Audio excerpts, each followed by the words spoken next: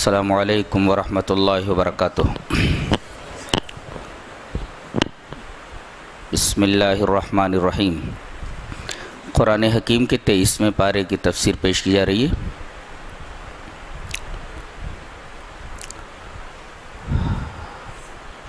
سورہ یاسین چل رہی ہے۔ اللہ تبارک و تعالیٰ نے یہاں ایک گاؤں کا ذکر فرمایا ہے اور نبی کو خطاب کر کے کہا جا رہا ہے کہ ان گاؤں والوں کا واقعہ آپ بیان کر دیں جیسا میں کہہ رہا ہوں۔ فرمایا گیا وَضْرِبْ لَهُمْ مَثَلًا أَصْحَابَ الْقَرْيَةِ إِذْ جَاءَهَا الْمُرْسَلُونَ۔ آپ اس گاؤں کے لوگوں کا قصہ بیان کر دیجئے، واقعہ بیان کر دیجئے جہاں ہم نے اپنے رسولوں کو بھیجا۔ اذ ارسلنا الیہم اثنین، پہلے 2 رسول گئے، فعززنا بثالث، پھر تیسرے کو ہم نے ان کی تقویت کے لیے اور بھیجا۔ یہ 3 رسول، انہوں نے جا کر کے یہ کہا کہ ہم سب اللہ کے بھیجے ہوئے پیغمبر ہیں۔ قوم نے 3 باتیں کہیں۔ قالوا ما انتم الا بشر مثلنا، تم میں اور ہم میں کیا فرق ہے؟ تم بھی انسان ہو، ہم بھی انسان ہیں، تم ہماری طرح کے انسان ہو۔ وما انزل الرحمن من شیء، رحمان نے تمہارے اوپر کچھ بھی نازل نہیں کیا ہے، تم صرف فضول باتیں کر رہے ہو، یہ جو کچھ کہہ رہے ہو تمہاری اپنی باتیں ہیں۔ ان انتم الا تکذبون، تم لوگ جھوٹے ہو، تم ہماری طرح انسان ہو، رحمان نے تمہارے اوپر کچھ نازل نہیں کیا ہے، تم جھوٹے ہو۔ 3 باتیں ان کی قوم نے کہا۔ جواب میں تینوں رسولوں نے 2 باتیں کہیں۔ قالوا ربنا یعلم انا الیکم لمرسلون، اللہ جانتا ہے کہ ہم اللہ کے رسول ہیں۔ جہاں تک تمہارے ماننے نہ ماننے کی بات ہے، ہمارا کام صرف اتنا ہے کہ پیغام رب کو تم تک پہنچا دیں۔ وما علینا الا البلاغ المبین، واضح طور سے ہم اللہ کا پیغام تم تک پہنچا دیں۔ ماننا یہ تمہارا کام ہے۔ ان لوگوں سے مل کر اجتماعی انفرادی طور پر لوگوں کو سمجھاتے رہے۔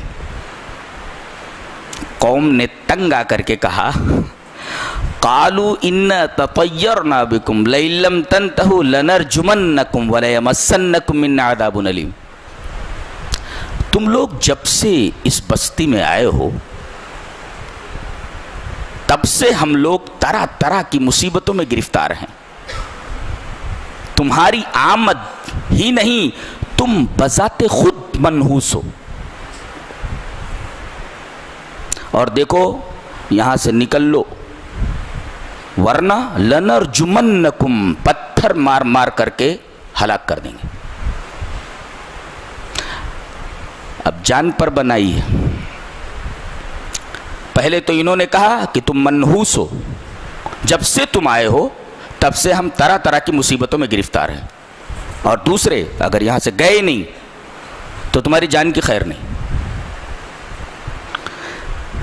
جواب میں رسولوں نے ایک بات کہی، تم ہمیں منحوس کہتے ہو؟ قالوا طائرکم معکم، یہ جو مصیبتیں تمہارے اوپر آ رہی ہیں، یہ جو نحوستیں آ رہی ہیں، یہ در حقیقت تمہارے اعمال کا نتیجہ ہیں۔ تو انسانوں کے اوپر جو مصیبتیں آتی ہیں ان کے برے اعمال کا نتیجہ ہوتی ہیں، ہم لوگ منحوس نہیں ہیں۔ یہاں رک کر ایک مسئلہ سمجھ لیں، کیا اسلام میں نحوست کا تصور ہے؟ ایک حدیث ہے کہ نحوست گھوڑے میں ہے، عورت میں ہے اور گھر میں ہے. گھوڑے میں، گھر میں، عورت میں. تو کیا عورت منحوس ہوتی ہے؟ گھر منحوس ہوتا ہے، گھوڑا منحوس ہوتا ہے، جس کو عربی میں شؤم کہتے ہیں. شؤم، منحوس، نحوست. جواب اس کا یہ ہے کہ ایک حدیث میں اس طرح آیا ہے کہ اگر اسلام میں نحوست ہوتی تو ان چیزوں میں ہوتی، مگر چونکہ اسلام میں نحوست نہیں ہے لہذا ان 3 چیزوں میں نحوست نہیں ہے. ایک جواب تو یہ. اور دوسرے یہ کہ گھوڑا بذات خود منحوس نہیں، عورت بذات خود منحوس نہیں، گھر بذات خود منحوس نہیں، بلکہ گھر تنگ ہو تو تنگ ہونا یہ نحوست ہے. گھر منحوس نہیں ہوتا. گھوڑا اڑیل ہو، اپنی پیٹھ پر سوار نہ ہونے دو تو اس کا اڑیل ہونا یہ نحوست ہے. گھوڑا منحوس نہیں ہوتا. عورت اگر نافرمان ہو تو یہ نافرمانی نحوست ہے، وہ عورت منحوس نہیں ہے. ایک مطلب تو یہ پتہ یہ چلا کہ اسلام میں نحوست کا تصور نہیں ہے.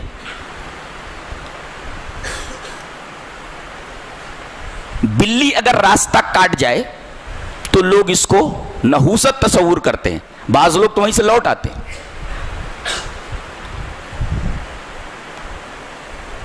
ایسی کسی بھی چیز کا، کسی بھی نحوست کا اسلام میں تصور نہیں پایا جاتا، نہیں ہے.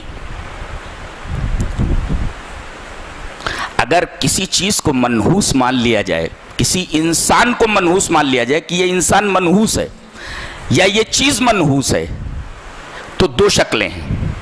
ایک تو یہ کہ اس کی یہ نحوست مؤثر بذات ہے، اس کی خود کی ہے اور بذات یہ اثر کرتی ہے، تو یہ شرک ہے. اس لیے کہ اللہ نے فرمایا وَإِن يَمْسَسْكَ اللَّهُ بِضُرٍّ فَلَا كَاشِفَ لَهُ إِلَّا هُوَ وَإِن يُرِدْكَ بِخَيْرٍ فَلَا رَادَّ لِفَضْلِهِ.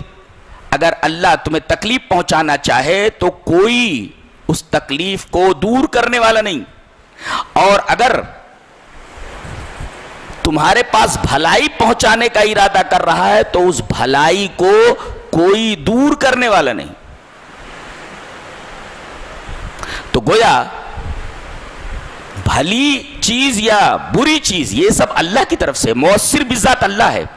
اگر ہم کسی انسان کو منحوس مان لیں تو اس کا مطلب یہ ہوا کہ منحوس ہے اور اس کی وجہ سے ضرر پہنچتا ہے. یہ آدمی بذاتی منحوس ہے، اور منحوس کا مطلب ضرر پہنچا رہا ہے، تکلیف پہنچا رہا ہے. تو اگر اس آدمی کی نحوست جو اس کے اندر ہے آپ مان رہے ہیں وہ مؤثر بذات ہے، ایسا ماننا شرک ہے. اس لیے کہ بھلائی اور برائی سب اللہ کی طرف سے، خیر آتا تو اللہ کی طرف سے، شر آتا تو اللہ کی طرف سے. اور اگر اس کو مؤثر بذات نہیں سمجھتے بلکہ یہ کہتے کہ اللہ نے اس کو منحوس بنایا ہے، تو ذہن نشین کیا جائے کہ اللہ کی تقدیر کے اوپر اعتراض ہے کہ اللہ تو نے ایسی منحوس چیز کیوں بنائی جو بلا وجہ ہمیں تکلیف پہنچا رہی ہے.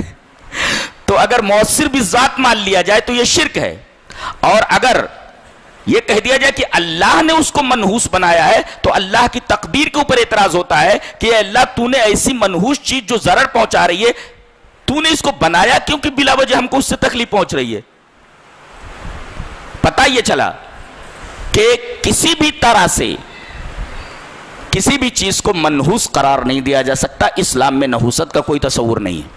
اسی طرح اگر کوئی آدمی کوئی دھاگا ہاتھ میں باندھ لیتا ہے کہ فلاں بابا کے مزار کا ہے، اگر وہ یہ سمجھتا ہے کہ اس دھاگے کے پہننے کی وجہ سے میرا کچھ فائدہ ہونے والا ہے تو در حقیقت یہ شرک ہے، اس لیے کہ اس نے دھاگے کو مؤثر بذات سمجھا. اور یا چونکہ بابا کے مزار کا ہے، بابا کی قبر سے اس आगे को निस्बत है, लिहाजा बाबा की मदद इसके ऊपर है, तो बाबा को मौसिर बिज़्ज़ात समझा उसने, ये शिरक है। इमाम ज़ामिन बांध लिया, इमाम ज़ामिन इमाम हुसैन जमानत देते हैं कि ये तावीज़ अगर तू पहन ले, इमाम ज़ामिन बांध ले, तो तुझे कोई तकलीफ नहीं होगी, तो उसने इस इमाम ज़ामिन को मौसिर बिज़्ज़ात समझा, ये शिरक है। इसी तरीके से खास तौर से साउथ में एक रस्म है, काली पोत का लच्छा। औरतें क्या करती हैं, शादियों के मौके पर इस काले लच्छे को कम से कम 5 सुहागनों की गर्दनों से गुजारती हैं। तू सुहागन ये पहन ले, निकाल ले, तू सुहागन बाजी पहन लो, आपा खाला पहन।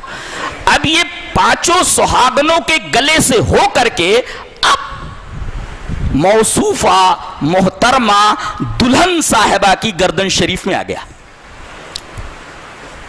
तस्वुर क्या है, जैसे ये सुहागन हैं, इस लच्छे के पहनने की वजह से ये भी सुहागन रहेगी।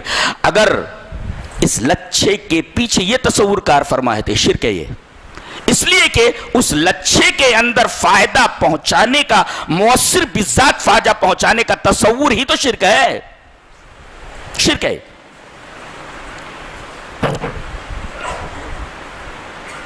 तो ये तमाम की तमाम चीजें शिरक की कबील से हैं, इनसे बचा जाए। और बाज औरतें बड़ी बूढ़ियां इस लच्छे को निकाह से ज्यादा अहम समझती हैं।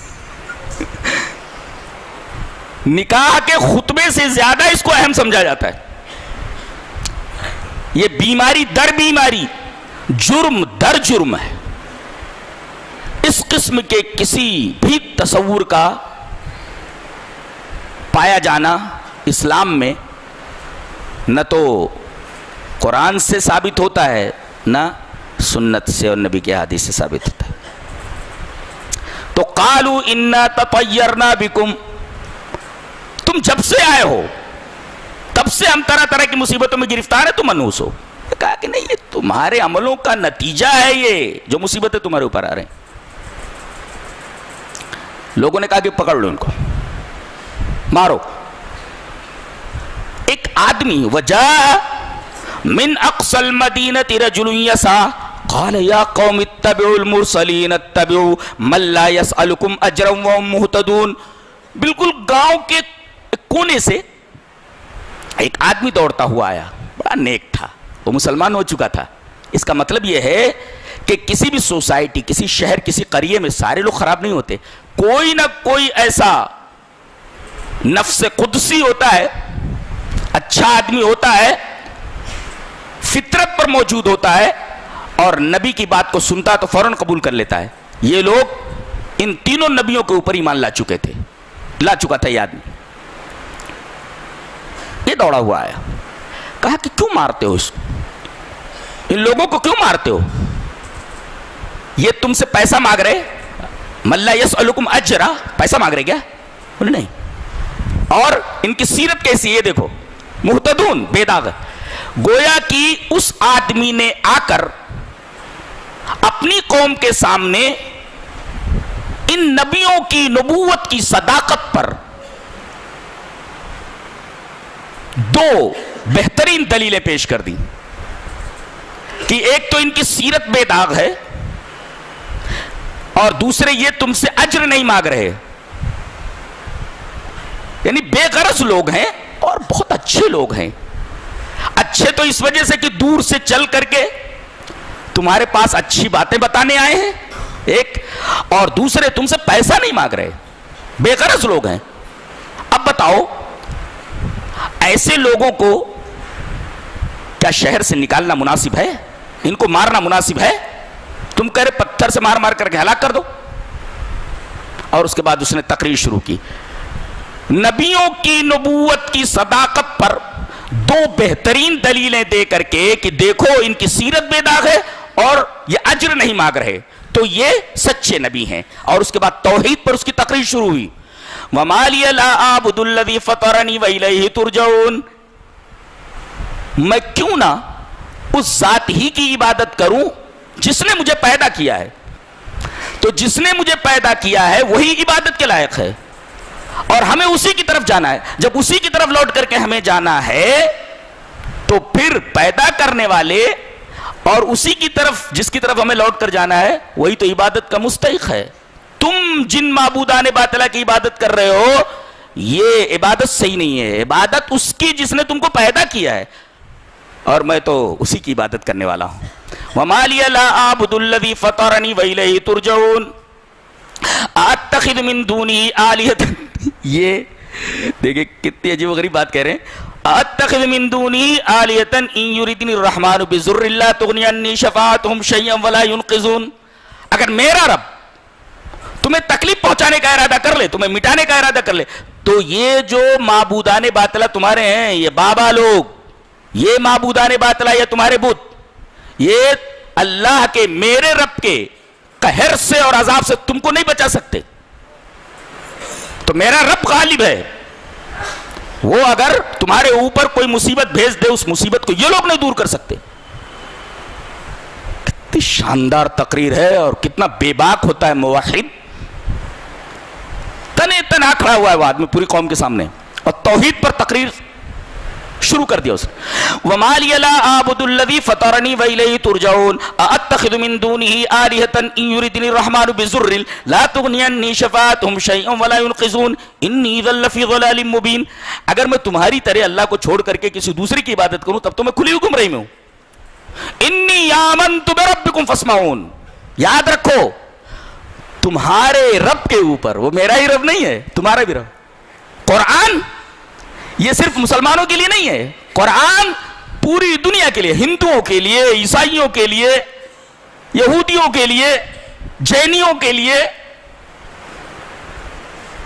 سکھوں کے لیے, جتنے بھی مذاہب ہیں سب کے لیے قرآن ہے. اور جس طریقے سے اللہ سب کا رب ہے, رب العالمین ہے, ہمارا نبی بھی رحمت للعالمین ہے. صرف مسلمانوں کے لیے رحمت نہیں ہے آپ, اور اللہ صرف مسلمانوں کا رب نہیں ہے.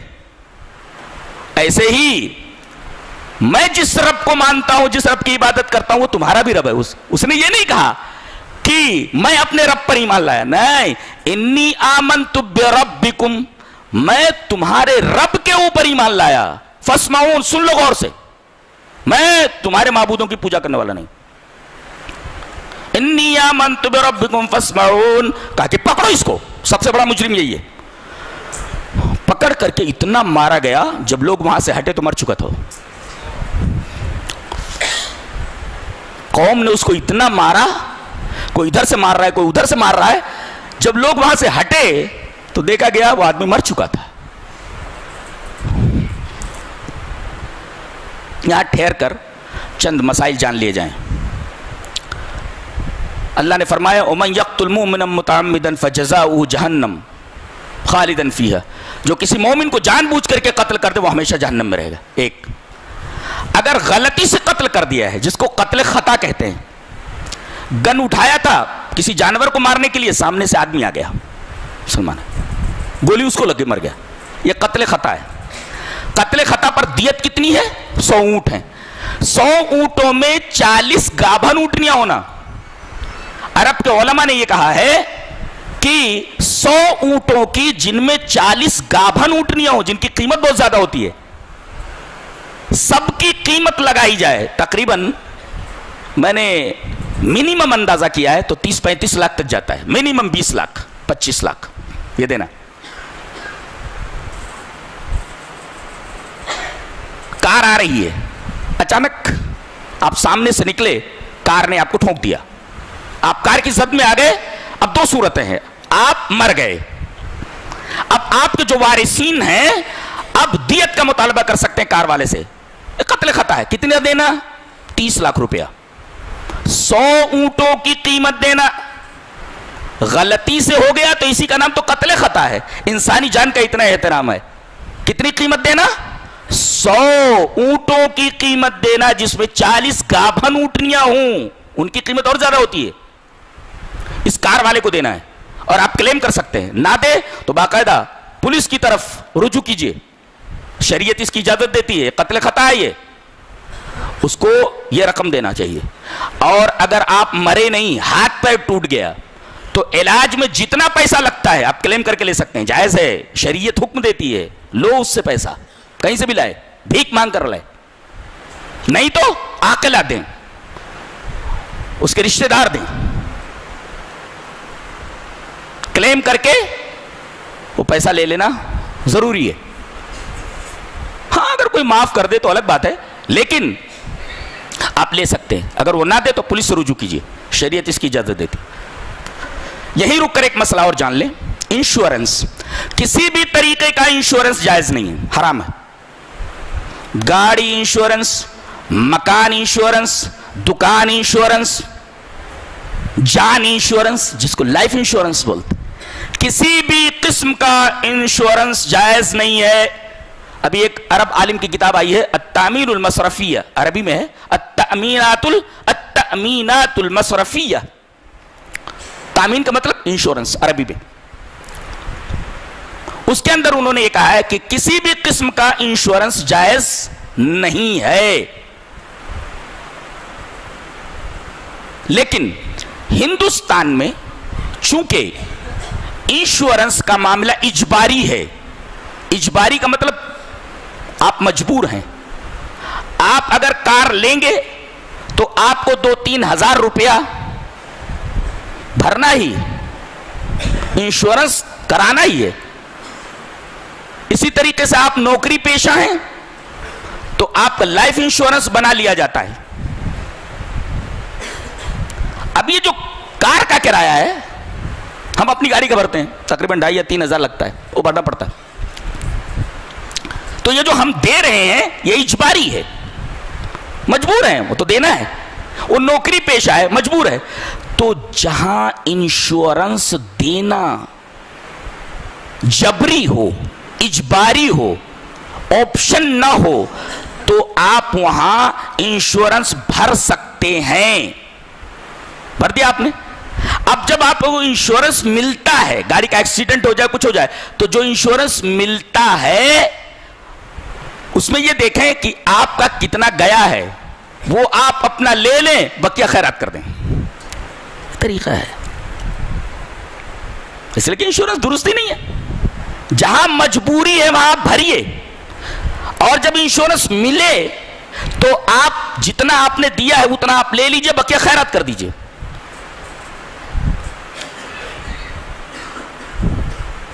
ہاں ایک طریقہ اور بھی ہے کہ جہاں کا ایریا کافی سینسٹیو ہو, دکانیں ہیں, مکانات ہیں, اور کبھی بھی فساد کی زد میں یہ دکانیں آ سکتی ہیں اور مکانات آ سکتے ہیں, تو وہاں پر آگے بڑھ کر کے انشورنس کرا لیا جائے. اس لیے کہ معاملہ سینسٹیو ہے. جہاں ضرورت ہوتی ہے قانون میں لچک پیدا ہو جاتی ہے. تو سینسٹیو ایریاز کے اندر اگر کچھ لوگ اس طریقے کا انشورنس کر لیں تو اتنی لچک شریعت کے اندر موجود ہے.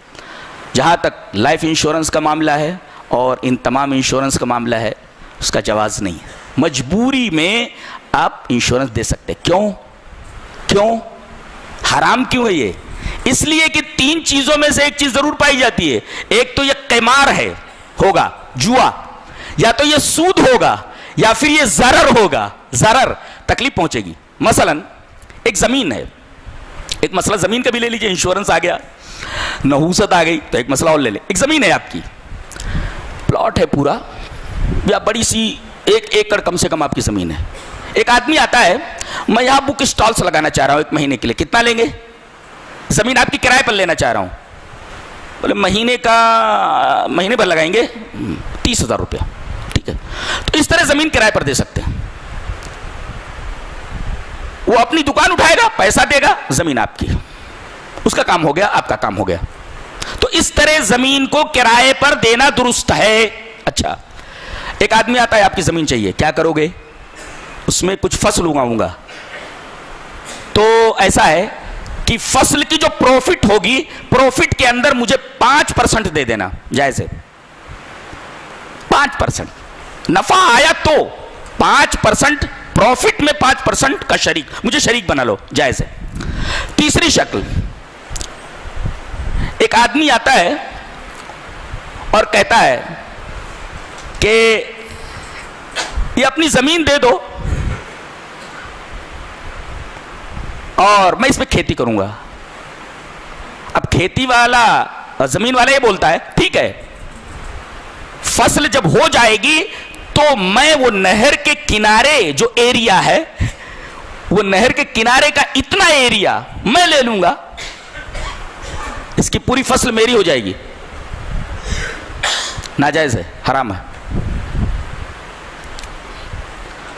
اور اسی طریقے سے زمین کی ایک شکل چاہے پیدا ہو یا نہ ہو، آپ کو سال بھر میں 5,000 روپیہ یا 3,000 روپیہ دینا. یہ لگان ہے جو انگریزوں نے یہاں کے کاشتکاروں کے اوپر لگا رکھا تھا. یہ ظلم ہے، یہ حرام ہے. چاہے پیدا ہو یا نہ ہو، آپ کو سال میں جگاؤ جی ان کو، بھگاؤ ان کو. میں نے منع کر دیا تھا نا. اتنی اچھی بحث چلی، موڈ خراب کر کے رکھ دیتے ہیں لوگ.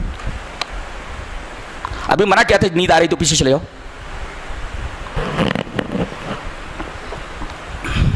پیچھے چلے جاؤ. تو یہ جو انگریزوں کی طرف سے کاشتکاروں کے اوپر لگان تھا، اس طریقے کا لگان اور ٹیکس، یہ حرام ہے، یہ ناجائز ہے، یہ ظلم ہے. اور وہ سختی سے وصولتے تھے. تو لگان لگانا اور ایک لگان دیکھنا دونوں ناجائز ہے.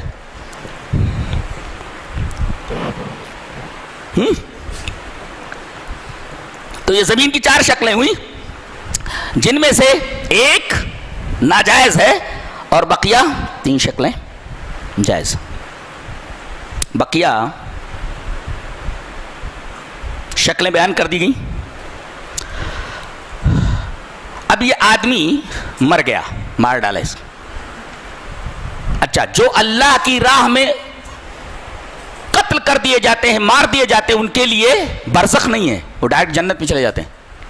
اور اللہ تبارک و تعالی ایسے شہیدوں کی روحوں کو سبز پرندوں، ہرے پرندوں کے پوٹوں کے اندر ڈال دیتا ہے، جوف میں ڈال دیتا ہے. اور یہ پرندے جنت کے باغوں میں چہچہاتے پھرتے ہیں، وہاں کا پھل کھاتے رہتے ہیں. اور جب شام ہوتی ہے تو جنت میں بھی صبح شام ہوتی ہے، جب شام ہوتی ہے تو عرش کے نیچے جو قندیلیں لٹکی ہوئی ہوتی ہیں اس کے اندر آ کر کے یہ بسیرا کرتے ہیں. گویا جتنے بھی شہداء ہیں ان کے لیے یہ برزخ نہیں ہے، ڈائریکٹ ان کو جنت میں بھیج دیا جاتا ہے. اب یہ جنت میں پہنچا، کہنے لگا بما غفر لی رب انی آمنت بربکم فاسمعون قیل ادخل الجنہ قال یا لیت قومی یعلمون. اب اللہ نے کہا جنت میں داخل ہو جا. گیا جنت میں.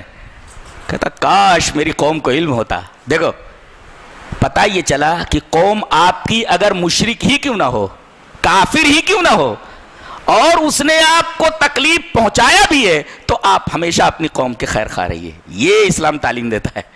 یہ دیکھو جن لوگوں نے اس کو مار ڈالا بولے تو وہ کافر تھے، دوسرے وہ اس کے دشمن تھے اور انہوں نے اس کو جان سے مار دیا، لیکن جنت میں پہنچنے کے بعد کہہ رہا ہے یا لیت قومی یعلمون، کاش میری قوم کو میرے بارے میں معلوم ہوتا. بما غفر لی ربی وجعلنی من المکرمین، کہ توحید کی وجہ سے اللہ تبارک و تعالیٰ نے مجھے بخش دیا اور میرا کتنا اکرام کیا ہے، کتنی عزت فرمائی ہے میری، وہ میں بتا نہیں سکتا. کاش یہ علم ہوتا میری قوم کو. یہ صاحب یاسین کا واقعہ ہے. اس کو صاحب یاسین کہتے ہیں. کس کو؟ اس آدمی کو.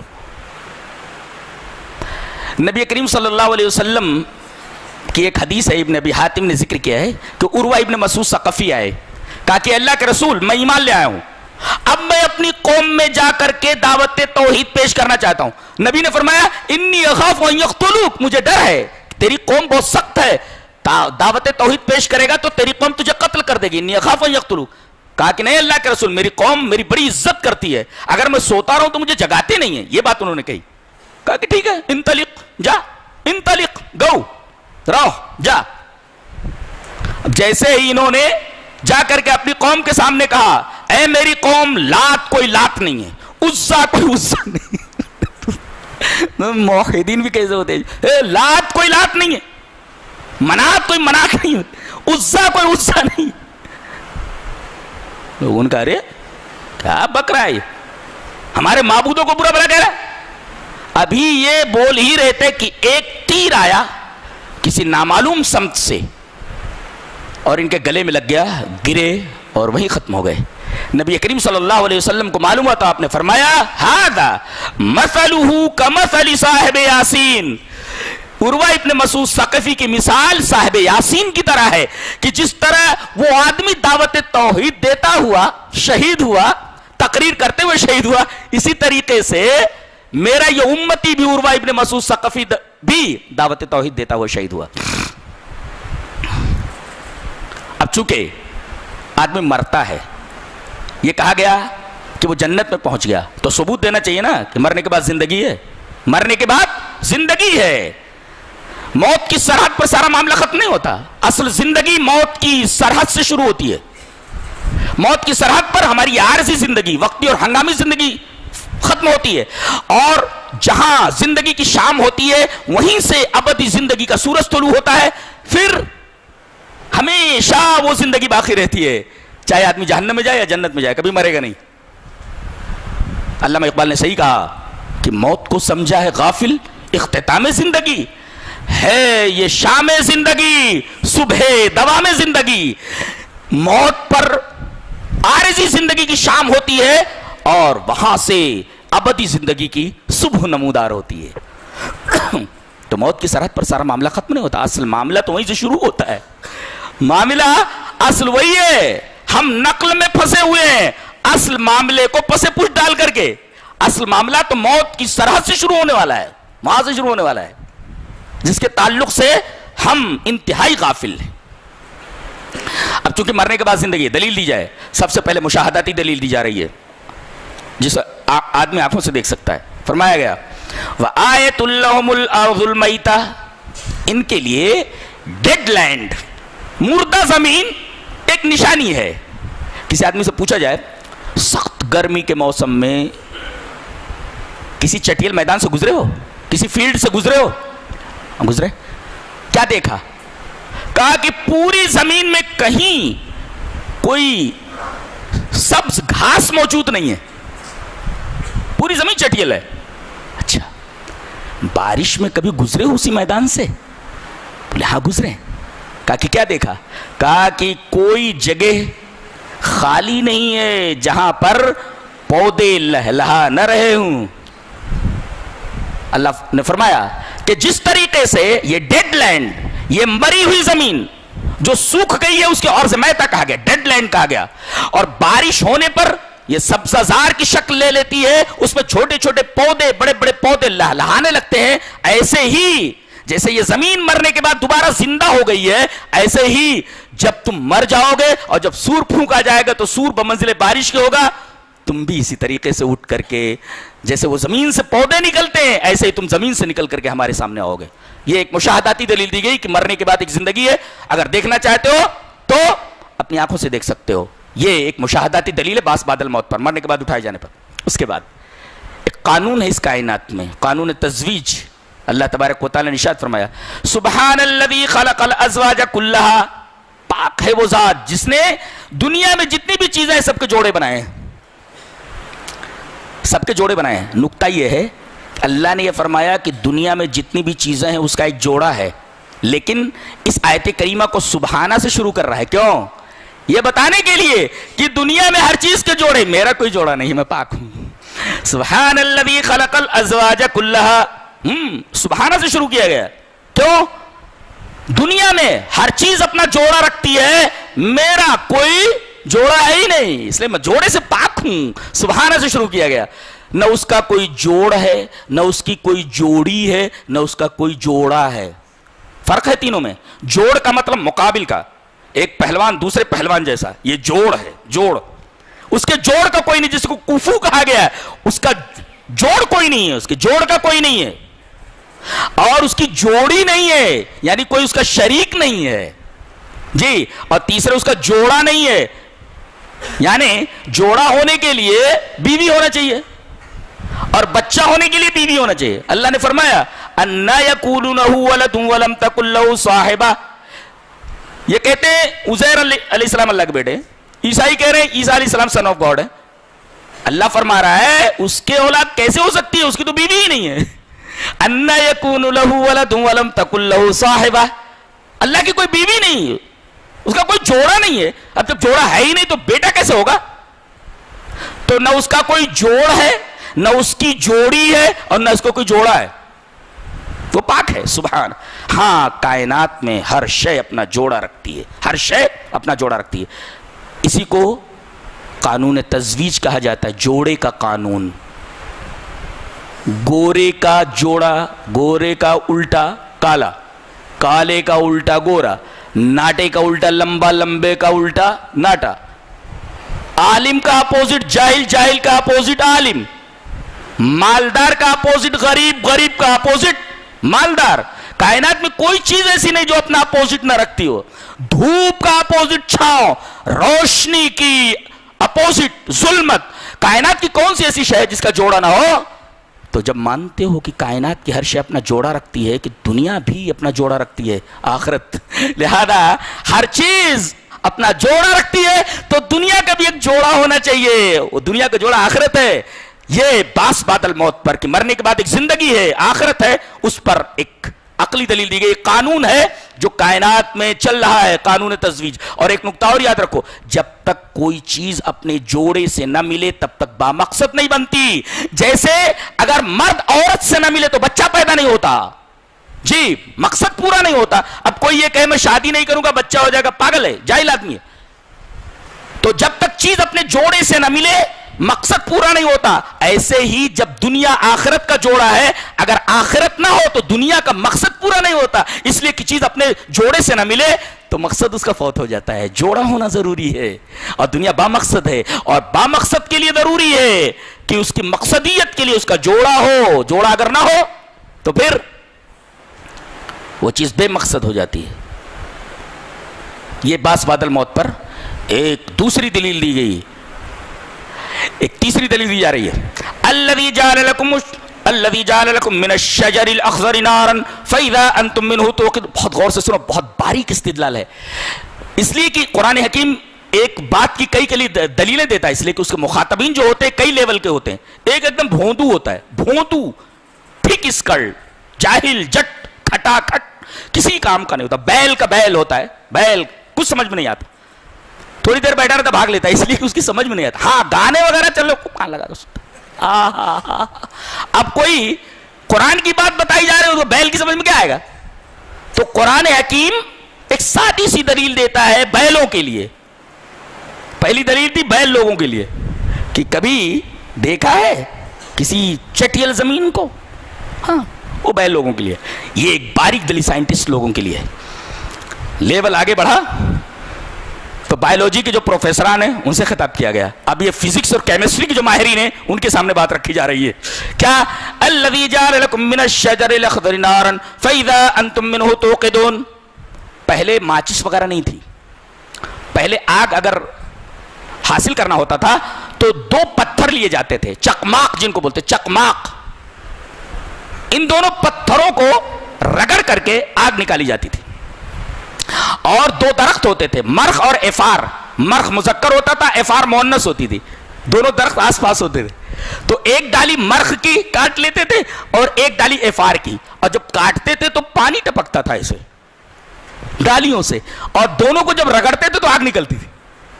अल्लाह फरमा रहे शजर अख़ज़र से, हरे दरख्त से हमने आग निकाली। ये तो ऐसे ही हुआ जैसे पानी से आग पैदा करना, जिद से जिद निकालना।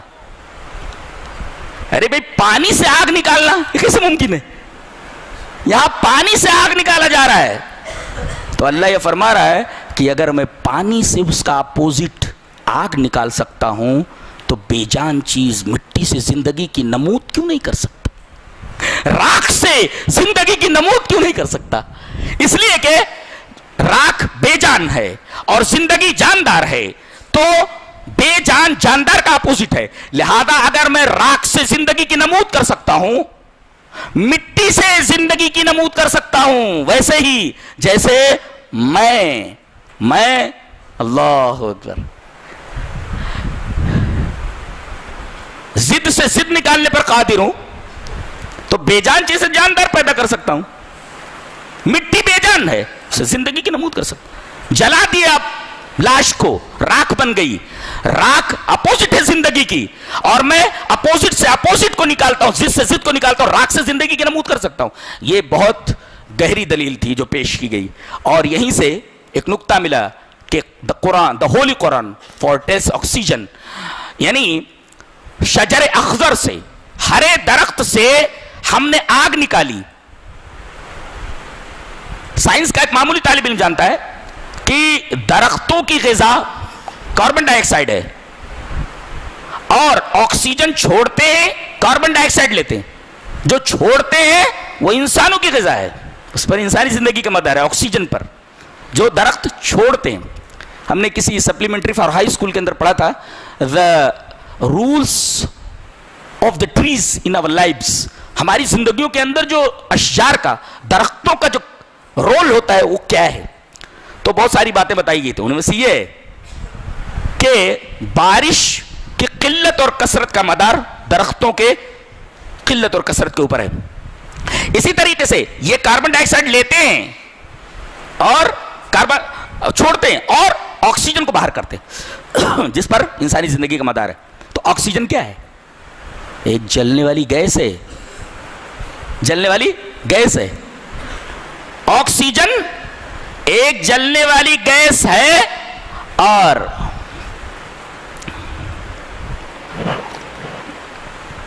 اللہ تبارک و تعالیٰ اسے ہرے درخت سے نکالتا ہے. تو ایسے ہی ہوا نا کہ ہری چیز سے آگ نکال رہا ہے، ایسے ہی ہوا نا. ارے بھائی درخت تو ہرا ہے، پانی والا ہے، پانی ہے اس کے اندر، اور اس سے آگ نکال رہا ہے. اور H2O کے تناسب سے پانی بن گیا. ایک جلنے والی گیس ہے آکسیجن، اور دوسری جلانے والی گیس ہے، جلنے کے عمل کو بڑھانے والی. ایک جلانے والی، ایک جلنے کے عمل کو بڑھانے والی، دونوں کو اللہ تبارک و تعالیٰ نے خاص تناسب کے ساتھ ملا دیا. H2O کے تناسب سے اب پانی بن گیا، جس پر انسانی زندگی کا مدار ہے. اللہ، دونوں خطرناک گیسیں ہیں، ان کو ملا دیا خاص تناسب سے، پانی بن گیا ہے. تو اللہ یہ فرما رہا ہے کہ میں ضد سے ضد نکالتا ہوں تو میں راکھ سے زندگی کی نمود کیوں نہیں کر سکتا؟ میں مٹی سے جو بے جان ہے اسے جاندار کیوں نہیں پیدا کر سکتا؟ میں ضد سے ضد نکالتا ہوں، مٹی سے زندگی کی نوید کر سکتا ہوں. یہ بہت ہی پیاری دلیل، بہت ہی حسین دلیل تھی جو پیش کی گئی. کتنے اونچے لیول سے بات کرتا ہے قرآن حکیم، کتنے اونچے لیول سے بات کرتا ہے. آگے فرمایا جا رہا والشمس لمستقر لها، سورج اپنے مستقر کی طرف بڑھا. غور کیجیے، سورج دیوتا نہیں ہے. سورج اگر دیوتا ہوتا تو ایک خاص حرکت کا پابند نہ ہوتا، اس لیے کہ جو معبود ہوتا ہے وہ پابند نہیں ہوتا. یہ پابند ہونا معبود ہونے کے خلاف ہے، اور یہ پابند ہے، صبح نکلتا ہے شام میں ڈوب جاتا ہے. تو اگر یہ دیوتا ہوتا تو کسی خاص حرکت کا پابند نہ ہوتا، اس لیے کہ پابند معبود نہیں ہوتا. ایک اور اگر یہ کوئنسیڈنسل ہوتا، کوئنسیڈنس ہوتا، اتفاق سے پیدا ہو گیا ہوتا، تو اس میں اتنا نظم اور باقاعدگی نہ ہوتی. باقاعدگی کا مطلب کیا؟ بالکل اپنے وقت کے اوپر نکلتا ہے اور اپنے وقت کے اوپر کیا مجال کہ ایک سیکنڈ ادھر ادھر ہو جائے. تو گویا سورج دیوتا نہیں ہے. کیوں؟ اس لیے کہ وہ ایک خاص حرکت کا پابند ہے. یہ پابندی کسی اور نے لگائی، وہ اس کا معبود ہے، یہ معبود نہیں ہو سکتا. اور یہ اتفاق سے وجود میں نہیں آئی. اتفاق سے اگر کوئنسیڈنس ہوتا تو پھر اس کے اندر یہ نظم و ضبط نہیں ہوتا، اس لیے کہ کوئنسیڈنس میں نظم نہیں ہوتا. مثلا کوئنسیڈنس کو سمجھا رہا ہوں میں. ایک چھلکا کیلے کا یہاں پڑا ہوا ہے، ایک آدمی آتا ہے، دیکھا نہیں اس نے، پیر اس کا اس کے اوپر پڑا، کیلے کے اوپر گرا ہو. اب فوٹو لے لیجئے کس انداز سے گرا ہے. پھر ایک دوسرا آدمی آتا ہے، اس کا پیر اس کیلے کے اوپر پڑتا ہے، وہ بھی گر جاتا ہے، اب فوٹو اس کا بھی لے لو. تیسرا آدمی آتا ہے، اسی کیلے کے اوپر پیر رکھتا اور پھسل جاتا ہے. تینوں آدمیوں کو فوٹو لے لو گرنے کے، بالکل الگ الگ زاویے ہوں گے گرنے کے. اس کا مطلب یہ کوئنسیڈنس کے اندر باقاعدگی نہیں ہوتی، نظم نہیں ہوتا، ضبط نہیں ہوتا. یہ جو ہے مشاہدہ ہے، یہ مشاہدہ ہے، اس کے خلاف نہیں ہوتا. جی سارے لوگ ایک ہی انداز سے گرے ممکن ہی نہیں ہے, دیٹ از امپاسبل. سارے کے سارے لوگ بغیر دیکھے اتفاق سے گرے ہیں, اور اتفاق سے گرنے کی وجہ سے تینوں الگ الگ زاویے سے گرے ہیں. یہ الگ الگ زاویے موجود ہونا اتفاق کے اندر یہ نظم و ضبط اور باقاعدگی کے خلاف ہے, اور سورج کے اندر نظم و ضبط, ربط اور باقاعدگی کا موجود ہونا اس بات کی دلیل ہے کہ یہ کوئنسیڈنشل نہیں ہے, یہ اتفاق نہیں ہے, اتفاقی حادثے سے یہ وجود میں نہیں آیا ہے. تو اس کے دیوتا ہونے کا رد ہو گیا اور کوئنسیڈنس کا بھی رد ہو گیا. اس کے بعد فرمائے گا اے ہے کیا تعبیر ہے. دیکھو قرآن حکیم جیسے شاعر لوگ ہوتے ہیں نا, شاعر کوی لوگ, کوی جہاں نہ پہنچے روی وہاں پہنچے کوی, کہاں کا خیال دوڑا دیتے, اور ایک بات کو وہ کتنے اچھے انداز میں بولتے ہیں, لب لعلی یاقوت بدخشاں کی طرح ہے. لب لعلی یاقوت بدخشاں کی طرح ہے, اور دور دنداں مروارید عدن کی لڑی کی طرح ہے. وہ دانتوں کی تعریف کر رہا ہے اور ہونٹوں کی تعریف کر رہا ہے, وہ لڑکی کے ہونٹوں کی تعریف کر رہا ہے, اور ایک جو ہے دانتوں کی تعریف کر رہا ہے. کچھ سمجھ میں آیا؟ کچھ نہیں سمجھ میں, کچھ نہیں سمجھ میں. دور دنداں مروارید عدن کی لڑی کے مثل ہے. قرآن حکیم دیکھو ایک بات کو بولتا ہے, سورج ڈوب گیا, تو یوں بول سکتے ہیں انگریزی میں the sun has set, finish, خلاص, the sun has set, سورج ڈوب گیا ہے. قرآن حکیم نے تعبیر کیا ایک تو حتی توارت بالحجاب, کیا the sun has hidden in the veil of the night, سورج رات کے نقاب میں چھپ گیا. ویل مینس نقاب, یہ ہے انداز بیان قرآن حکیم کا. حتی توارت بالحجاب, تو یوں کہا جا سکتا تھا the sun has set, لیکن the sun has set کہنے کے بجائے ایک خوبصورت تعبیر اختیار کی گئی, بہت حسین, کہ the sun has hidden in the veil of the night, سورج رات کے نقاب میں چھپ گیا ہے. اور یہاں حجاب کا مفہوم متعین ہوا, چاند مکمل رات میں چھپ جاتا ہے, کچھ دکھائی نہیں دیتا, لہذا حجاب یہ ہے کہ چہرہ بھی نہ دکھائی دے. بہت ہی باریک استدلال ہے, بہت ہی باریک. قرآن کا طالب علم ہی یہ استدلال کر سکتا ہے.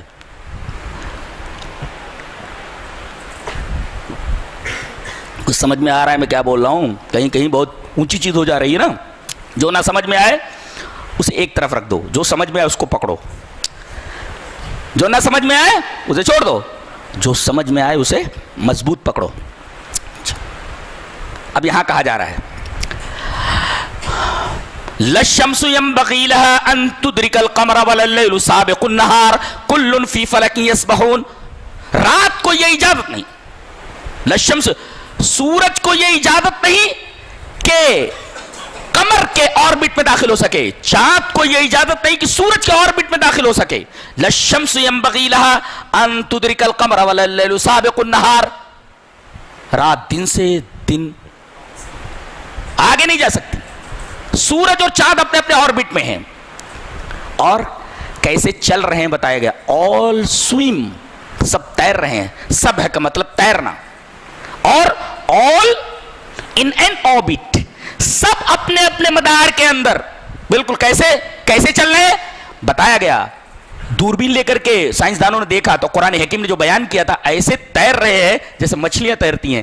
گویا کہ سب ہلا کر کے آسمان کو ریور سے تشبیہ دیا گیا, اور اس میں ستاروں کو مچھلیوں سے تشبیہ دیا گیا. یہ ایک حسین تشبیہ شاعروں کے لیے کہ پورے آسمان کو دریا سے تشبیہ دے دیا گیا, اور اس میں ستارے اور سیارے جو چمک رہے ہیں ان کو مچھلیوں سے تشبیہ دے دیا گیا, اور تیرنا وجہ شبہ لایا گیا کہ تیر رہے ہیں. اس کا مطلب یہ پورا آسمان بمنزل دریا کے ہے, اور یہ سارے کے سارے ستارے اور سیارے مچھلیوں کی طرح ہے جو اس میں تیر رہے ہیں. تیرانے والا کون؟ اللہ. کیا بات ہے, باپ, اللہ اکبر, سبحان اللہ و بحمدہ, سبحان اللہ العظیم. بہت حسین تشبیہ, کمال ہے. ایک امی ایسی تشبیہ نہیں دے سکتا کہ کوئی اور ہے جو ایسی تشبیہیں دیتا ہے. कुल्लुन, ओ उसे मालूम है, एक उम्मी को क्या मालूम कि सितारों की चाल कैसी होती है, सूरज की चाल कैसी है, तैरना वो क्या जाने, तो नजूमी तो है नहीं, उम्मी है, पढ़ा लिखा नहीं। अल्लज़ीना यक़रऊ वला यक्तुब, जो पढ़ नहीं सकता लिख नहीं सकता, उसकी जबान से निकल रहा कुल्लुन फी फलक, इसका मतलब है बोलने वाले कोई और है, जबान मोहम्मद सल्लल्लाहु अलैहि वसल्लम की है, बोलने वाला कोई और है। उसके बाद फरमाया गया वहमलना ज़ुर्रियतहुम वआयतुल लहुम अन्ना हमलना ज़ुर्रियतहुम फिल फुल्किल मशहूर। ये भी एक खूबसूरत तशबीह है, कश्ती भरी हुई, कश्ती देख रहे, शिप, आदमी आ रहा था, सारी पूरी कश्ती जो है भर गई, पूरी कश्ती भर गई, भरी हुई कश्ती, लेडन शिप, कश्ती एकदम भर गई है। उसको किससे तशबीह दिया, ये कश्ती कैसी है भरी हुई, लाइक प्रेग्नेंट वुमन, हमल से इस तरह। वआयतुल लहुम अन्ना हमलना ज़ुर्रियतहुम फिल फुल्किल मशहून, भरी हुई कश्ती को किससे तशबीह दिया, एक प्रेग्नेंट औरत से। ये देखो कितनी हसीन तशबीह, अल्लाह होगा, कश्ती भर गई जैसे एक औरत हामिला हो जाए, इसी वजह से लफ्ज़ हमल लाया गया है, वआयतुल लहुम अन्ना हमलना ज़ुर्रियतहुम फिल फुल्किल मशहून। और अब बता रहा है कि दरिया में कोई डूबने लगे, वही नशा नुग़रिक़हुम फला सरीख़ लहुम वला हुम युनक़ज़ून, अगर दरिया में कोई डूबने लगे तो उसका हेल्पर, सरीख मींस हेल्पर, उसको बचाने वाला मेरे अलावा कोई नहीं है। इसका मतलब है कि गौसे आज़म वही है, दस्तगीर वही है। कोई डूबने लगे दरिया में तो दस्त यानी हाथ पकड़ करके निकालने वाला वही, सरीख वही, हेल्पर वही, उसके अलावा कोई दस्तगीर नहीं, उसके अलावा कोई गौसे आज़म नहीं। गौसे आज़म सिर्फ और सिर्फ अल्लाह, दस्तगीर सिर्फ अल्लाह। यह आयत करीमा बता रही है अगर कोई डूबने लगे तो कोई उसकी मदद नहीं कर सकता अगर हम न चाहें तो। वही नशा नुग़रिक़हुम फला सरीख़ लहुम वला हुम युनक़ज़ून, ऐसे लोग बचाए नहीं जा सकते और उनका कोई हेल्पर भी नहीं, सरीख मींस हेल्पर। उसके बाद इरशाद फरमाया गया, आदमी मर गया, सारे लोग मर जाएंगे एक दिन। वनुफ़िख़ फ़िस्सूरि फ़इज़ा हुम मिनल अजदाथि इला रब्बिहिम यंसिलून क़ालू या वैलना मन बअसना मिन मरक़दिना हाज़ा मा वअदा अर्रहमान व सदक़ल मुरसलून। ये सूर फूंका गया, उठ रहे हैं सब, नंगे बदन, किसी के बदन के ऊपर कोई लिबास नहीं है और सब गैर मख्तून है, किसी का खतना नहीं हुआ है, जैसे पैदा हुआ वैसा ही निकल रहा है। माँ के पेट से कैसा निकला था, वलक़द जीतुमूना फुरादा कमा खलक़नाकुम अव्वल मर्रा, जैसे तुम माँ के पेट से निकले थे, खतना नहीं हुआ था, ऐसे ही तुम जमीन से जब निकलोगे। अच्छा, एक अजीब बात है, माँ की पेट कब्र है, 9 महीने के बाद बाहर आ गया उजाले में, अंधेरे से उजाले में, वो कब्र थी, कब्र के बाहर आ गया, अब कब्र में चला जा रहा है तो दोबारा रोशनी में क्यों नहीं आ सकता, दोबारा रोशनी में क्यों नहीं आ सकता, ये तो मुशाहदा है। अल्लाह तबारक व तआला ने फरमाया ऐसे ही लोग अपनी अपनी कब्रों से उठ पड़ेंगे और कहेंगे मम बासना मिन मरक़दिना, हाय हमको हमारी ख्वाबगाहों से किसने उठाया। सवाल यह है कि जब कब्र में अजाब हो रहा है बदबख्तों के ऊपर तो ये उठ करके ऐसा कैसे बोलेंगे हमको हमारी ख्वाबगाह किसने, इसका मतलब सो रहे हैं, कब्र में अजाब नहीं हो रहा है। जवाब उसका यह है, हजरत अब्दुल्लाह इब्न अब्बास रज़ियल्लाहु तआला अन्हुमा ने फरमाया, मुजाहिद ने फरमाया, उबई इब्न काब रज़ियल्लाहु तआला ने फरमाया, इन तमाम लोगों ने यह कहा कि पहला जो सूर फूंका जाएगा उसके बाद दूसरा सूर, इसके दरमियान एक पीरियड रहेगा, दौरानिया रहेगा। तो पहले सूर फूंके जाने पर कब्र का अजाब मुलतवी कर दिया जाएगा, उठा लिया जाएगा, सब सो जाएंगे। जिनके ऊपर अजाब हो भी रहा है उनके ऊपर से अजाब मौकूफ हो जाएगा, सब सो जाएंगे। उसके बाद जब दूसरा सूर फूंका जाएगा तब ये अपनी अपनी कब्रों से उठे। जाहिर है कि सो रहे तो यही बोलेंगे ना, हमको हमारी ख्वाबगाहों से किसने उठाया। लिहाजा अब इससे इस्तिदलाल नहीं किया जा सकता कि कब्र में अजाब नहीं होता।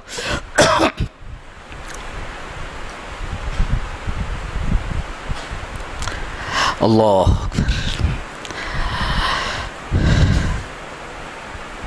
अल्लाह तबारक तआला ने खूबसूरत ताबीर इस्तेमाल फरमाई, जैसे वही ना दूरे दंदा वाला मसला, वमन नुअम्मिरहु नुनक्किसहु फिल खल्क़, हम किसी आदमी को अगर ज्यादा उम्र देते हैं तो तख्लीक में उसको उल्टा कर देते हैं। देखिए एक सीधी सी बात थी जिसको कुरान हकीम ने अदीबाना अंदाज में इरशाद फरमाया, लौटा देते हैं उसको, पलटा देते हैं, यानी जो कमालात दिए हैं वो कमालात छिन जाते हैं, सीधे सा मसला है। डॉक्टर था, अब करीब हो गया मरने के, सब खत्म हो गए, सारे कमालात जो थे सब खत्म हो गए, तो उसको तख्लीक में उल्टा कर देते हैं। अरे कहा ये तो शायर है, تو جواب دیا گیا وما علمناه الشعر وما ينبغي له. اس کے بعد جو یہ جملہ ہے اسی کا جواب ہے کہ قرآن حکیم کا یہ اسلوب شاعرانہ جیسا دکھتا ہے، شاعرانہ دکھتا ہے، لیکن میرا نبی شاعر نہیں ہے اور قرآن حکیم شاعری کی کتاب نہیں ہے. وما علمناه الشعر وما ينبغي له. اس لیے کہ نبی کے اوپر بہت بڑی ذمہ داری ہوتی ہے. اور شاعری کون کرتا ہے؟ نٹھلے لوگ، نکمے لوگ. ان کو اور کوئی کام تو کرنا نہیں رہتا، شاعری کرتے بیٹھ جاتے. لیکن سب لوگ اچھے جو ہے برے نہیں ہیں، کچھ لوگ اچھے بھی ہیں، اچھے شاعر بھی ہیں. اچھی شاعر، اچھا شعر دیکھو، ایک ایسی شاعری کی اجازت. بد نظر اٹھنے ہی والی تھی کسی کی جانب، بد نظر اٹھنے ہی والی تھی کسی کی جانب، اپنی بیٹی کا خیال آیا تو دل کانپ گیا. یہ شعر ہے. بد نظر، کوئی لڑکی دکھائی دی خوبصورت ہے، برو بد نظر اٹھنے ہی والی تھی کسی کی جانب، اپنی بیٹی کا خیال آیا تو دل کانپ گیا. اس کو شاعری کہتے ہیں. ایسی شاعری کو اسلام پسند کرتا ہے، قرآن حکیم اس کی تائید کرتا ہے.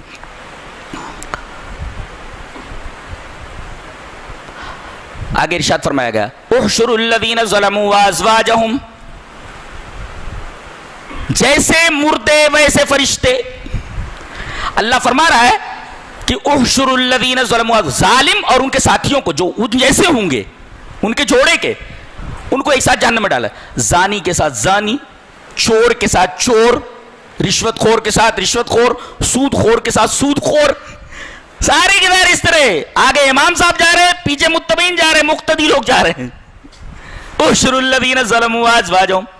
اور پھر جنت کی نعمتوں میں جو نمایاں آؤٹ اسٹینڈنگ نعمت، outstanding boon, outstanding boon, اللہ تبارک و تعالیٰ کا نمایاں عطیہ، نمایاں نعمت کیا ہے؟ جنت کی نمایاں نعمت وہاں کی لڑکیاں جن کو حوریں کہا جاتا ہے. اللہ تبارک و تعالیٰ نے تعریف فرمائی. میں ایکسپلینیشن کرنا چاہتا ہوں تاکہ آپ کو ان کے مہر کی تیاری کرنے کا شوق پیدا ہو. وَعِندَهُمْ قَاصِرَاتُ الطَّرْفِ عِینٌ. میں زیادہ عورتوں کی تعریف نہیں کرتا.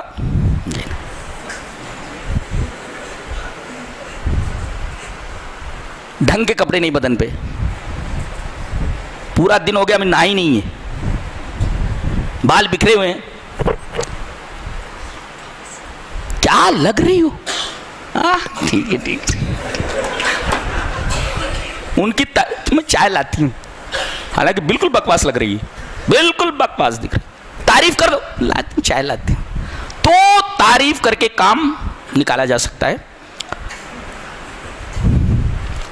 قرآن حکیم نے تعریف کی، دیکھو کسی وَإِنَّهُمْ قَاصِرَاتُ الطَّرْفِ عِینٌ كَأَنَّهُنَّ بَيْضٌ مَكْنُونٌ. ان کے اندر دو صفتیں ہوں گی. سیرت بیان کی گئی اور صورت بیان کی گئی. سیرت کیا ہے؟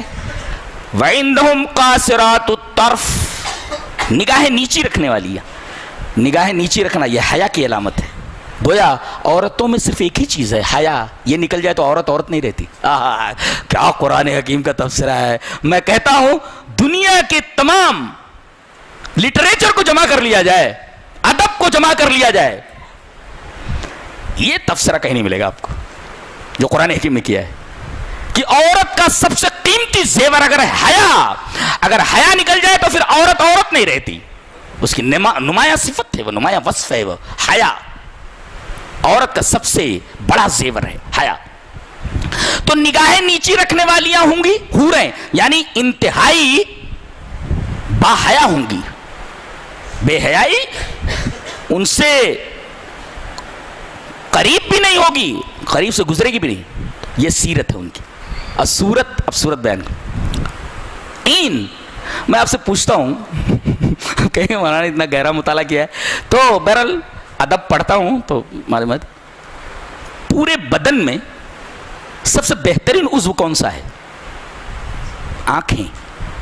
آنکھیں.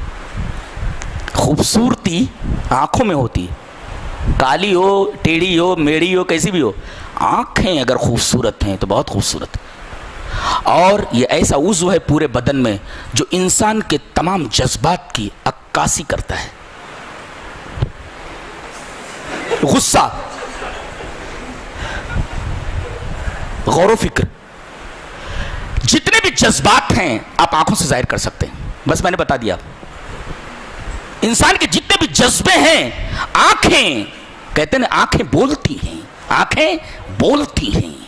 اسی وجہ سے آئی وٹنس کو صحیح مانا جاتا ہے. اگر وہ دیکھ لے اپنی آنکھوں سے کہ ایسا ہوا ہے تو آئی وٹنس، آنکھیں بولتی ہیں اور آنکھوں کی بڑی اہمیت ہے. اور انسان کے جتنے بھی جذبات ہیں سب کی صحیح طریقے سے ترجمانی اور عکاسی اور اس کا ایکسپلینیشن کرنے کے لیے اگر کوئی عضو ہے تو صرف آنکھیں ہیں. بغیر بولے سب کچھ کہہ جاتی ہیں، بغیر بولے سب کچھ کہہ جاتی ہیں، بولنے کی ضرورت نہیں رہتی. اور خوبصورتی کی علامت یہ ہے کہ آنکھیں بڑی بڑی ہوں. کہا گیا باحیا ہے ان کی سیرت اور خوبصورتی ان کی آنکھیں بڑی بڑی ہوں، غزال چشم. جی تو بڑی بڑی آنکھیں. اور اب رنگ کیسا ہوگا بتایا گیا، کأنہن بیض مکنون، گویا کہ وہ چھپائے ہوئے انڈے ہوں. جیسے شترمرغ ہوتا ہے نا، شترمرغ اس کا انڈا دیکھا ہے کبھی؟ تو کچھ ایسے پیلا رکھ کر کے ہوگا. جب دلہن بنایا جاتا تو ہلدی بدن کے اوپر ملی جاتی ہے. دیکھ لو اس آیت کریمہ کی تفسیر دیکھ لو تم لوگ. کان اللہ اللہ اللہ اللہ سبحان اللہ و بحمدہ سبحان اللہ العظیم، کیسی بات کرتا ہے قرآن کی. وعندہم قاصرات الطرف عین کانہن بیض مکنون، گویا کہ چھپے ہوئے انڈے ہوں شتر مرغ کے. ایسا پیلا سا ہوتا ہے کچھ اور پروں میں چھپائے رہتا ہے، دکھائی نہیں دیتا. تو ایک اچھا چھپائے ہوئے، تو چھپا ہوا کیوں کہا گیا؟ اب ایک چیز یہاں پڑی ہوئی ہو، ایسے پانی ہے، اگر کھلا رہے چھپا ہوا نہ ہو تو گندگی آ جاتی ہے، خراب ہو جاتا ہے رنگ. اور اس کو اگر ڈھک دیا جائے تو گندگی سے دور رہتا ہے. چھپے ہوئے انڈے، ایک تو انڈا ویسے بھی خوبصورت ہے اور دوسرے شتر مرغ نے اسے پروں کے نیچے چھپا لیا. کیا تشبیہ ہے، میں بیان نہیں کر سکتا، میرے پاس الفاظ نہیں ہے. اللہ وعندہم قاصرات الطرف عین کانہن بیض مکنون. اور پھر جہنمیوں کے لیے ایک خصوصی سزا کا ذکر کیا گیا کہ ایک درخت ہے، جو بھوک لگے گی ان کو چلائیں گے کچھ کھانے کو دے دو تو ان کو ایک کھانا دیا جائے گا، زقوم. ایک انہا تخرج من اصل الجحیم، یہ جہنم کی جڑ سے پیدا ہوتا ہے. ارے آگ میں اگر کسی درخت کو ڈال دو تو جلا دے گی، کھا لے گی اس کو. آگ جو ہے درخت کو کھا لے گی. یہ کون سا درخت ہے کہ آگ ہی اس کے لیے پانی کا کام کرتی؟ کون سا درخت ہے؟ اللہ اکبر. بایولوجی اس کی اجازت دیتی ہے؟ جی ہاں اجازت دیتی ہے اس کی، قرآن کا بیان صحیح ہے. ایک پودا ہوتا ستیاناسی، اس کا نام یہ کیا، اس کا جو پودے کا نام ہے، پودے کا نام ہے، جو ہربل لائن میں ہیں، جڑی بوٹیوں کی لائن میں، ان سے پوچھئے جنہوں نے بایولوجی پڑھا ہوا ہے یا انہوں نے بی فارما یا ڈی فارما کیا ہوا ہے، ڈی فارما بھی، ان کو اس پودے کے بارے میں ستیاناسی، اس کا نام ہے ستیاناسی.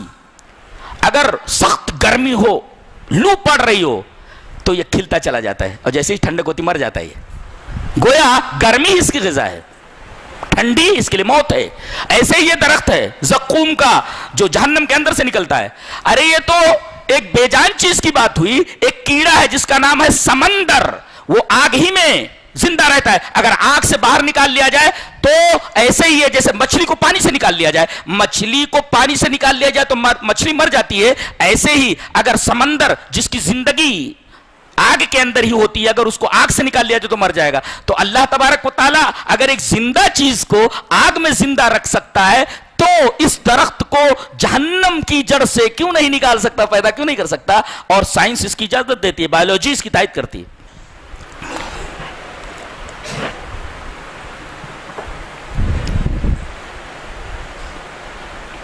حضرت یونس علیہ السلام کا واقعہ بیان، بہت پیارا لفظ ہے، ایک لفظ بیان کر رہا ہوں میں. وَإِنَّ يُونُسَ لَمِنَ الْمُرْسَلِينَ إِذْ أَبَقَ إِلَى الْفُلْكِ الْمَشْحُونِ. حضرت یونس علیہ السلام میرے بغیر اجازت کے یہ اس شہر سے نکل گئے جہاں انہیں دعوت کے لیے بھیجا گیا تھا. اذ ابقا، آبی کہتے بھگوڑے غلام کو. اللہ، اذ ابقا الی الفلک المشحون. نکتہ یہ ہے کہ آدمی کتنے بڑے مرتبے پر پہنچ جائے وہ اللہ کا غلام ہی ہوتا ہے. اللہ نے کہا یہ غلام ہے میرا اور بھگوڑا ہے. ہر پیغمبر ہے، پیغمبر کے بارے میں کہا جا رہا ہے. اب پیغمبری سے بڑا ہوتا کوئی نہیں ہوتا. سب سے بڑے مقربین بارگاہ الہی انبیاء ہوتے ہیں، ان سے زیادہ قریب اللہ کے کوئی نہیں ہوتا. ان کو کہا کہ بھگوڑا ہے یہ. پتہ یہ چلا کہ انسان کتنا ہی عظیم مرتبہ، کتنا ہی اونچا رتبہ، کتنا ہائی سٹیٹس اختیار کر لے، کتنا ہی عظیم مرتبہ حاصل کر لے، وہ اللہ کا غلام ہی ہوتا ہے، عبدیت سے ماورا نہیں ہوتا. اور اسی وجہ سے اللہ تبارک و تعالیٰ نے جب اپنے رسول کو ایسی بلندی پر بلایا جس بلندی تک کوئی انسان جا نہیں سکا. ہمارا رسول جس بلندی تک گیا ہے، جہاں سریر قلم کی آواز سنائی دے رہی تھی، قلم کے کھرکھرانے کی آواز، قلم کچھ لکھ رہی ہے اور لکھتی جا رہی ہے، وہاں تک آپ کو جو ہے بلایا گیا. اور اس کے بعد کہا گیا جس بلندی تک آپ آئے ہیں، جس اونچائی تک آپ آئے ہیں، کوئی انسان اب تک نہیں آ سکا ہے. اور اے میرے حبیب، آپ کو اس بلندی پر ہم نے بلایا ہے، لیکن پھر بھی ایک بات یاد رکھیے، سبحان الذی اسرا بعبدہ، آپ میرے بندے ہی ہیں، آپ خالق نہیں ہو سکتے، آپ معبود نہیں ہو سکتے. اتنی بلندی تک پہنچنے کے بعد بھی تم میرے غلام ہو، تم میرے عبد ہو. یہ ہے اللہ تبارک و تعالیٰ کی عظمت، یہ اس کی شان. اگر سمجھ لو تو توحید پکی ہو جائے، نہ سمجھ میں آئے تو تم سے بڑا مشرک کوئی نہیں ہے. یہ عظمت سمجھنا ضروری ہے اللہ تبارک و تعالیٰ کی. ہمارے نبی سے بڑا کون اور اتنی بلندی پر جانے والا کون؟ کوئی سائنٹسٹ، کوئی راکٹ آج تک نہیں جا سکی ہے. اس بلندی پر بلانے کے بعد اللہ عبد کہہ رہا ہے، تاکہ لوگ یہ سمجھ لیں کہ اتنی بلندی پر آنے کے بعد میرا رسول میرا غلام ہی ہے، معبود نہیں ہو گیا ہو. اللہ اکبر. سبحان الذی اسرا بعبدہ لیلا من المسجد الحرام الی المسجد الاقصی کہا گیا. اس کے بعد یہ ارشاد فرمایا گیا کہ کسی چیز کے ثبوت کے لیے، لوائر یہاں بیٹھے ہوئے ہیں، کسی چیز کے ثبوت کے لیے تین چیزیں درکار ہوتی ہیں: مشاہدہ، عقلی دلیل اور نقلی دلیل. تو ثابت ہوتی ہے، یا تو مشاہدہ لائیے، یا پھر عقلی دلیل لائیے، یا پھر نقلی دلیل لائیے. ڈارون کے نظریے کا رد ہو رہا ہے. ڈارون نے کیا بتایا کہ انسان کہاں سے آیا؟ پہلے اسپائرو گائرا تھا، یہ کچھ بھی تو تھا پانی میں، پھر دھیرے دھیرے دھیرے دھیرے تدریجن ترقی کرتے کرتے کرتے کرتے کرتے کرتے اسپرمیٹوزوا بنا، پھر دھیرے دھیرے اور بڑھا، پھر لاکھوں سال گزر گئے، پھر کرتے کرتے بندر کی شکل میں آیا، بندر سے پھر چمپینزی کی شکل میں آیا، وغیرہ وغیرہ. یہ سب لایانی، اس سے زیادہ فضول بات دنیا میں اور کسی نے نہیں کہی جتنی فضول بات ڈارون نے کہی ہے. اور اللہ رحم کرے ہارون یحییٰ صاحب کی، کہ وہ تو ڈارون کے پیچھے ہی پڑ گئے ہیں. ان کی کتاب ہے 100 سوالوں میں ڈارونزم کی موت. 100 سوالات ایسے کہ ڈارونزم کا عقیدہ رکھنے والے لوگ حیران و پریشان ہو جائیں گے. ڈارونزم کی موت 100 سوالوں میں، 100 سوالات کیے ہیں اس کے اوپر. قرآن حکیم نے یہ کہا ہے. ٹھیک ہے، ڈارون نے کیا کہا؟ انسان پہلے بندر تھا، یہ بندر انسان بنا. اب ڈارون سے پوچھا جا رہا ہے، یہ بندر جب انسان بن رہا تھا تو تم حاضر تھے؟ یہ مشاہدہ ہے. فرمایا گیا اشہدوا خلقہم، اشہدوا خلقہم، کیا ان کی تخلیق کے وقت، یہی بات انہوں نے کہی ہے مشرکین نے، کہ اللہ تبارک و تعالیٰ کی بیٹیاں ہیں فرشتے. تو اللہ فرما رہا ہے کہ جب بیٹیاں بنا رہا تھا، میں ان کو مؤنث بنا رہا تھا، تو تم وہاں موجود تھے؟ تو ایسے ڈارون سے اللہ پوچھ رہا ہے، انسان بندر جب انسان بن رہا تھا تو بندر کو انسان بنتے ہوئے تو نے دیکھا؟ بولے نہیں. وہ مشاہدہ نہیں ہے، مشاہدہ نہیں ہے. اور سائنس مشاہدوں کو مانتی ہے. جو چیز لیب میں ثابت نہیں ہوتی اس کو نہیں مانتی ہے سائنس. لیب میں لا کر کے ایکسپیرینس سے اسے گزارتے ہیں. کتنے مرحلوں سے گزرتے ہیں؟ پہلے جو ہے سپوزیشن، پھر اس کے بعد آگے کچھ، پھر آگے تھیری، پھر اس کے بعد اور آگے بڑھ کر کے، پھر جا کر کے ایکسپیریمنٹ کرتے کرتے تب جا کر کے وہ حقیقت فیکٹ بنتا ہے. دنیا بھر کے مراحل سے گزرنے کے بعد اللہ نے فرمایا یہ بندر انسان بننا تو وہاں موجود تھا، تو اشہدوا خلقہم، وہ مشاہدہ نہیں ہے تیرا، تو نے نہیں دیکھا، لہذا مشاہدہ نہیں ہے. اچھا تو بتاؤ، فاتوا بکتابکم ان کنتم صادقین. کوئی کتابی دلیل ہو تو لاؤ. نقلی دلیل مانگی گئی نہیں ہے. عقلی دلیل، یہ عجیب بات ہے. یہ عجیب بات ہے کہ بندر کے اندر جو اوصاف ہیں ان اوصاف سے کہیں زیادہ انسانوں کے اندر اوصاف ہیں. عقل یہ مانتی ہی نہیں کہ بندر انسان بن سکتا ہے. ایسے ہی جیسے اللہ تبارک تعالیٰ نے فرمایا تمہارے لیے بیٹے، اور جو افضل ذات ہے اس کے لیے بیٹیاں. یہ عقل میں آتی ہے کیا؟ یہ کہتے تھے کہ اللہ کی بیٹیاں ہیں. اور عرب کیا کرتے تھے؟ بیٹے پسند کرتے تھے، لڑکیوں کو تو مار دیتے تھے، زندہ درگور کرتے تھے. تو کہا بڑی اچھی بات ہے، عقل میں آنے والی نہیں ہے کہ تمہارے لیے لڑکے، واہ، اور افضل ذات کے لیے لڑکیاں. یہ بھی عقل مانتی نہیں. لہذا تمہارے اس اسٹینڈ اور موقف کے اوپر نہ تو مشاہدہ موجود ہے، نہ کوئی آئی وٹنس ہے، اور نہ تو کوئی عقلی دلیل ہے، اور نہ کوئی نقلی دلیل ہے. لہذا جو چیز ان تینوں چیزوں میں سے کسی ایک سے ثابت نہ ہو دیٹ از بیسلیس, یوز لیس, کسی کام کی نہیں, بیکار ہے, اس کو نہ مانا جائے. اس کے بعد کہا گیا کن کے طریقے پر چلا جائے تو ہدایت ملتی ہے, ختم کیا گیا وَسَلَامٌ عَلَى الْمُرْسَلِينَ, والحمدللہ. مرسلین کے طریقے پر چلو, اسی میں سلامتی ہے اور وہی حق کا راستہ ہے. بہت پیاری بات کہہ دی ہے. سلام کس کے راستے پر چل کر کے حق ملتا ہے؟ نبیوں کے. سلام اور سلامتی انہی کے راستے پر چل کر کے. وَسَلَامٌ عَلَى الْمُرْسَلِينَ, کن کے راستے پر چلو تو حق ملنے والا, اور کن کے راستے پر چلو تو سلامتی ملنے والی ہے. رسول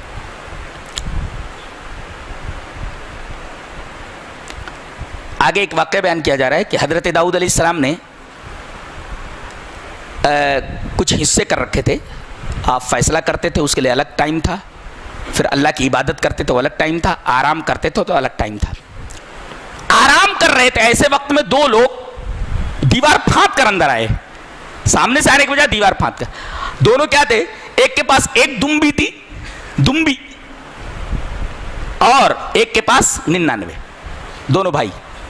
پہلے تو حضرت ڈر گئے, ارے دروازے سے آنے کے بجائے ادھر آ گئے, غصے میں آ گئے. یہ کوئی آنے کا ٹائم ہے اور یہ کوئی آنے کا طریقہ ہے, دیوار پھاند کر آئے. تصور المحراب, تصور کا مطلب ہوتا ہے, تصور کا مطلب دیوار پھاند کر ادھر سے تھا.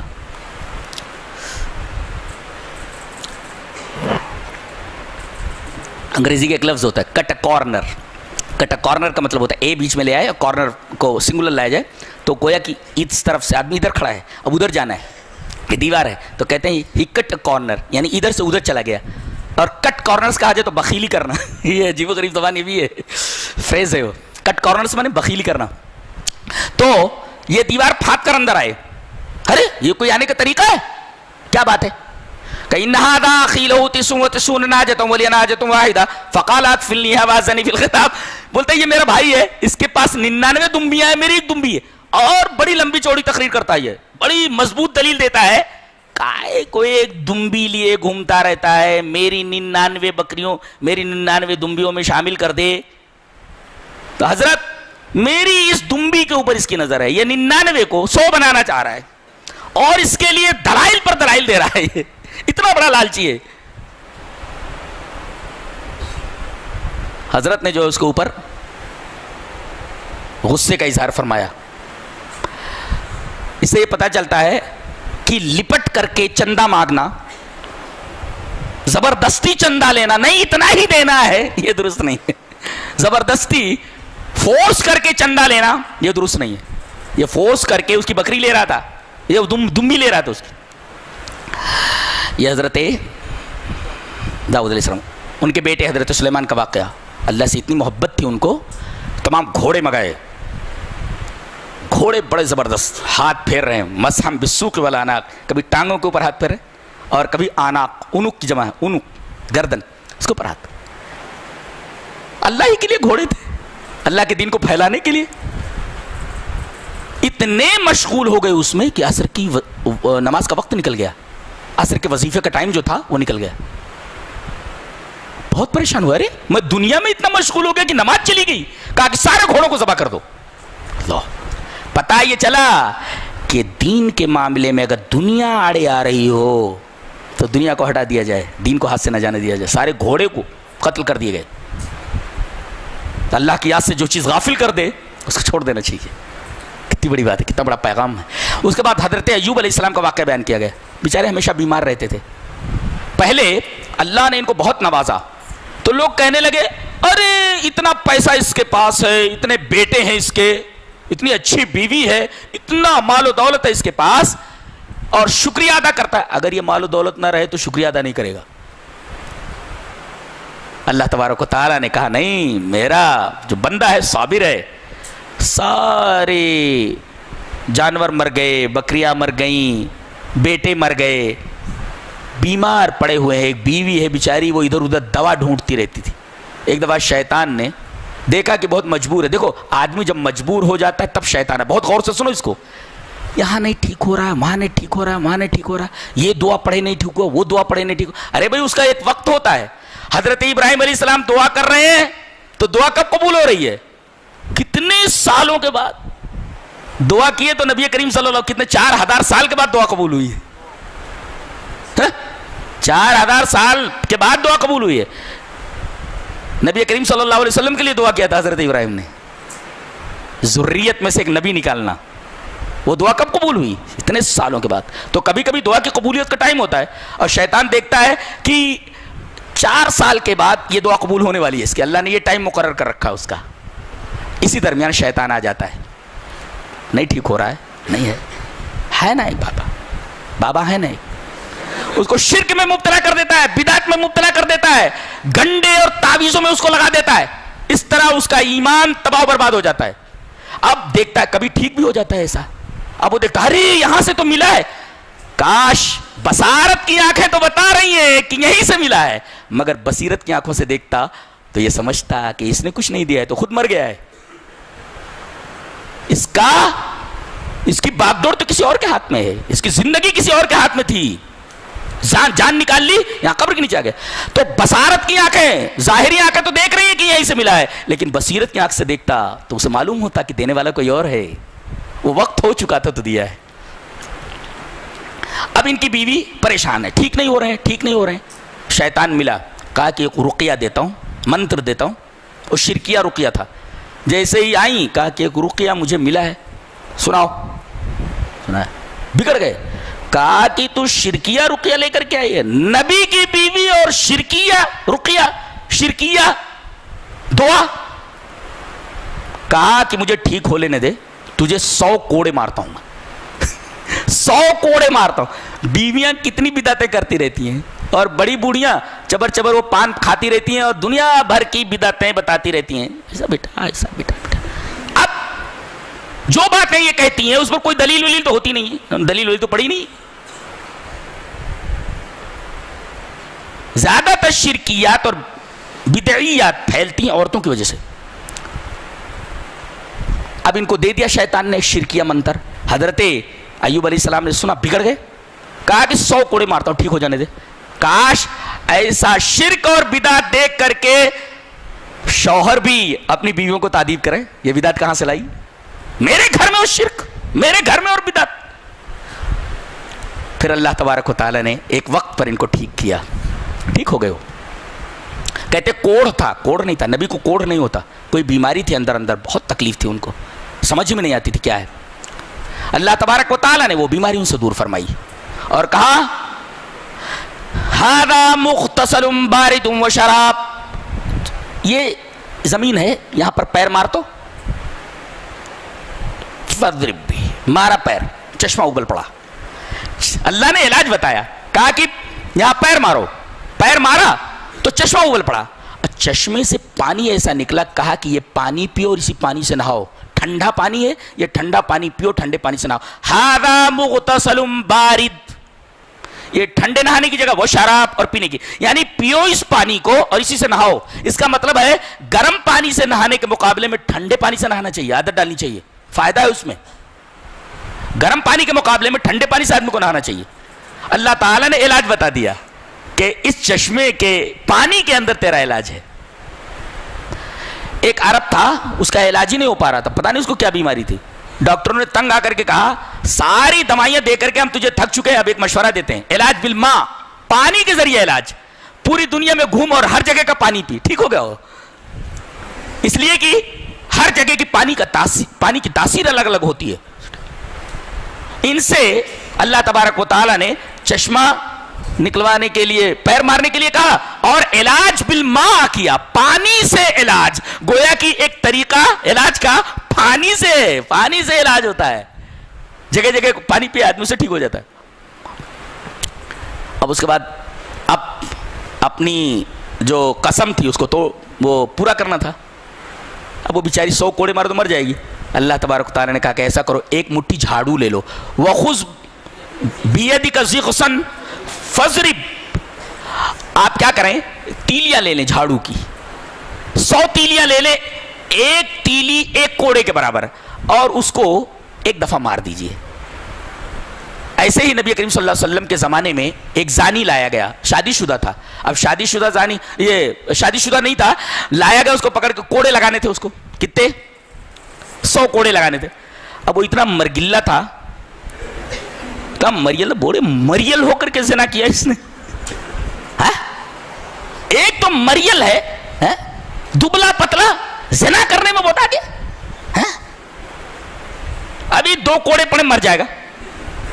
تو نبی کریم صلی اللہ علیہ وسلم نے حکم دیا کہ اس کے ساتھ وہی معاملہ کیا جائے جو ایک معذور کے ساتھ کیا جاتا ہے، جیسے حضرت ایوب علیہ السلام نے اپنی بیوی کے ساتھ کیا تھا. بس وہ 100 لکڑیاں لی گئیں اور ایک دفعہ اسے مار دیا گیا اس مریل کو. اس طرح وہ بچ گیا. اس سے پتا چلا کہ حالات کے بدلنے سے قانون میں لچک پیدا ہو جاتی ہے. یہ قانون ہے اسلام کا. جیسے چوری کرے تو اس کا ہاتھ کاٹ لیا جاتا ہے. ایک آدمی لایا گیا چور، چوری کی ثابت ہو گیا چوری کی ہے، لیکن اس نے کہا کہ میں نے پیٹ کی آگ بجھانے کے لیے چوری کی ہے، میں بھوکا تھا، اس کے حد معاف کر دی گئی. یعنی حالات بدلنے سے، حالات کے تغیر سے، مسئلے کے تغیر سے قانون میں تغیر، قانون میں لچک پیدا ہو جاتے ہیں. یہ اس حدیث پاک سے، اس واقعے سے ثابت ہے. اس کے بعد کہا گیا جہنمی جہنم میں جا رہے ہیں. اب آگے آگے نیتا لوگ ہیں، امام لوگ ہیں، پیچھے مقتدی لوگ ہیں. متبعین امام لوگ دیکھ رہے ہیں، پیچھے آ رہے ہیں. کہا لا مرحبا بکم، نو ویلکم فار یو. لا مرحبا بکم، نو ویلکم فار یو. تمہارے لیے کوئی ویلکم نہیں، کوئی مرحبا نہیں. لا مرحبا بکم. اب وہ متبعین جو پیچھے پیچھے وہ پلٹ پڑیں گے. یہاں تو چپ چاپ کھڑے رہتے تھے، حضرت نے جو بول دیا، امام صاحب نے جو چپ چاپ کھڑے. نیتا جی نے ڈنڈا بھی مار دیا تو چپ چاپ کھڑے. وہاں بولیں گے نہیں نہیں، you too, no welcome for you. تمہارے اوپر کوئی ویلکم نہ ہو. وہاں ترکی میں ترکی جواب دے دیں گے نہیں نہیں، بل انتم لا مرحبا بکم، تمہارے اوپر کوئی مرحبا نہ ہو، نو ویلکم فار یو. اس کے بعد یہ بتایا گیا یہ کیسے ہے، کیسے انسان ہو تم.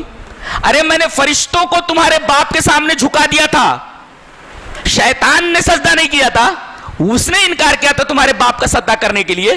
یہ تمہارے باپ کا مخالف ہے، تم اس سے دوستی کیے بیٹھے. باپ کا حکم نہ بیٹے کو اگر ازبر ہو، پھر پسر قابل میرا سے پدر کیوں کر ہو. باپ کا سجدہ نہیں کیا اس نے، تمہارے باپ کا دشمن تھا، اب اسی دشمن کو بیٹے اپنا دوست بنائے ہوئے ہیں. بہت بڑی نمک حرامی ہے، بہت بڑی نمک حرامی. باپ کا حکم نہ بیٹے کو اگر ازبر ہو، پھر پسر قابل میرا سے پدر کیوں کرو. آگے فرمایا گیا انسان جب کوئی آوشکار کرتا ہے، کوئی سائنٹسٹ، آہا کیا بات کہی، کتنی اللہ لیول سے بولتا ہے قرآن. بولتا ہے تم جب کوئی چیز بناتے ہو، کسی چیز کا آوشکار کرتے ہو، تو اس کے لیے اجالا چاہیے. جتنی بڑی چیز اتنا بڑا اجالا. روشنی میں ہر چیز بناتے ہو، وہ بھی بے جان چیز سے بے جان چیز بناتے ہو، وہ بھی اجالے میں. اور ہم بے جان چیز سے جاندار بناتے ہیں، وہ بھی اندھیرے میں بناتے ہیں، وہ بھی تین اندھیریوں میں. یخلقکم فی بطون امہاتکم فی ظلمات ثلاث، تین تاریکیوں میں، ان تھری ڈارکنیسز، تین اس کے اندر اندھیریوں کے اندر ہم تمہاری تخلیق کرتے ہیں. پہلا پیٹ، دوسرا ماں کا رحم، تیسرا مشیمہ. ان تین تاریکیوں کے اندر اللہ تبارک و تعالیٰ تمہاری تخلیق کرتا ہے. ارے تم کوئی چیز بناتے ہو، تم کو روشنی کی ضرورت ہوتی ہے، مجھے کسی چیز کی تخلیق کے لیے روشنی کی ضرورت نہیں ہوتی. میں تین تاریکیوں کے اندر کتنی حسین تخلیق کر رہا ہوں، دیکھو نا. سبحان اللہ و بحمدہ، بڑی بڑی باتیں کرتا ہے قرآن کی. پھر فرمایا گیا عالم اور جاہل برابر نہیں ہو سکتے. قل هل يستوي الذين يعلمون والذين لا يعلمون. عالم اور جاہل برابر نہیں ہو سکتے. جو عالم ہے عالم ہے، جاہل ہے جاہل ہے. ہر ایک کی کیٹیگریز ہیں، ایک الگ الگ مرتبہ ہے. اس کے بعد یہ فرمایا گیا اللہ نزل احسن، ایک استدلال کرنا چاہوں بہت پیارا. اللہ نزل احسن الحدیث، اللہ تبارک و تعالی نے حسین حدیث، سب سے حسین حدیث نازل کی ہے. کس کو کہا ہے احسن الحدیث؟ قرآن کو. بات بولتا ہوں، یہاں حسن کہا گیا نا.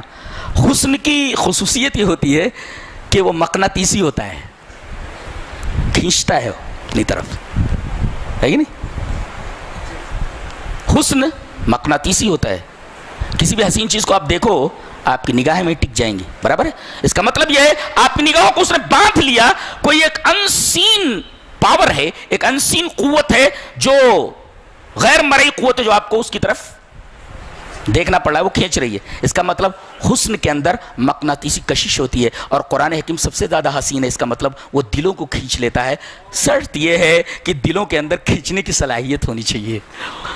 اب اندھا ہو تو کیا دیکھے گا وہ, کتنی خوبصورت ہے, تب نہ کھینچے گا.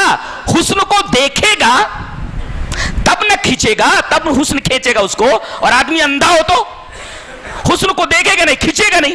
ایسے ہی اللہ فرما رہا ہے کہ میرا یہ قرآن احسن ہے, بہت ہی حسین ہے, لیکن کم سے کم تمہارے دل کی آنکھیں اندھی نہیں ہونی چاہیے. اگر اندھی نہ ہوں تو فوراً کھنچ جائیں گی, اس لیے کہ وہ بہت حسین ہے. حسن مقناطیسی کشش بہت اونچی چیزیں ہوتی ہیں, تو پتہ نہیں آپ لوگ سمجھ رہے ہیں کہ نہیں. اللہ نزل احسن الحدیث کتابا متشابہا, یہ کتاب متشابہہ, اس کا ایک مضمون دوسرے مضمون سے ٹکراتا نہیں ہے, ایک دوسرے مماثل ہے. اس کا مطلب کتاب حقیقت ہے. آگے فرمائے گا مثانیہ بار بار پڑھی جاتی ہے, اس کا مطلب یہ کتاب ہدایت ہے, اس لیے کہ ہدایت کی بات بار بار دہرانی چاہیے. ایک بات اگر بیان ہو چکی ہے تو دوبارہ دوسرے اسلوب میں دوسرے پیرائے میں اس کو بیان کیا جائے. ہدایت کی جو باتیں ہوتی ہیں بار بار بیان کی جاتی ہیں, ایسا ہوتا ہے. اور بتایا گیا خشیت کی انتہا یہ ہے کہ آدمی اللہ اور اس کے رسول کی بات کو سن کر کے اپنے روکٹے کھڑے کر لے. یہ خشیت کی انتہا ہے, یہ اللہ سے ڈرنا. اور ڈرنے کی انتہا یہ آگے فرمایا گیا تقشعر منه جلود الذين يخشون ربهم ثم تلين جلودهم وقلوبهم الى ذکر اللہ. سبحان اللہ وبحمدہ سبحان اللہ العظیم. یہ رہا 23ویں پارے کا خلاصہ. اللہ ہمیں نیک عمل اور اچھی سمجھ توفیق عطا فرمائے. وآخر دعوانا الحمد للہ رب العالمین.